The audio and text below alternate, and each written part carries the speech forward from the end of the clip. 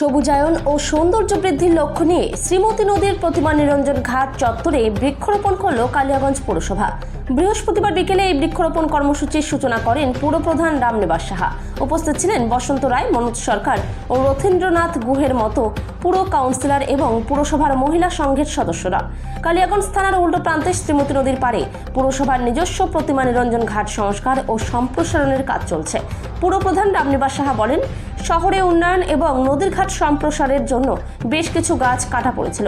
পরিবেশ রক্ষার আদর্শ নীতি অনুসরণ করেই প্রতিমা নিরঞ্জন ঘাটের সম্প্রসারিত অংশে নতুন করে চারা গাছ রোপণ করা হলো। পাশাপাশি শহরের বিভিন্ন এলাকায় বিভিন্ন জাতের আম সহ অন্যান্য ফলের চারা গাছ রোপণ করা হচ্ছে, যাতে প্রাকৃতিক পরিবেশ বজায় রাখার সঙ্গেই পাখিদের খাবারের সংস্থান হয়। আমি এর আগেও আপনাদেরকে বলছিলাম যে আমি রাস্তা চওড়া করতে যাই, কিছু গাছ কাটা পড়ছে।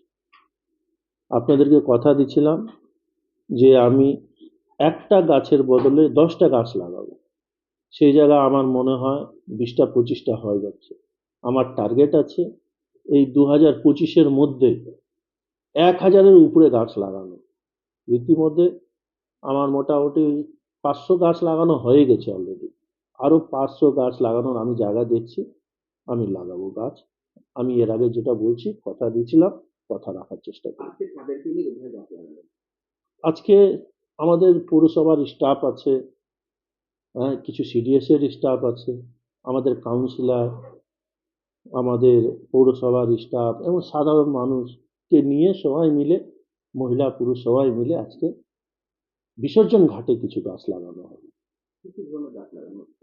পাম গাছ আছে, ফলের যে কোনো ফলের গাছ আছে। তার মধ্যে আমার কাছে মেন গুরুত্ব দিচ্ছি আমি আম গাছ। ফলের গাছে আমি মেন গুরুত্ব দিচ্ছি এর জন্য যে হোক না, ফল যদি হয় পথ চালিত মানুষও কিছু খাবে। আরে পাখি আছে, বাদুড় আছে, ওরাও খাবে মানুষের সাথে সাথে। আর আমাদের এরিয়াতে দেখবেন আম গাছ একদম সাকসেস গাছ, তাই সব রকম আমের গাছ লাগাইছি আমি।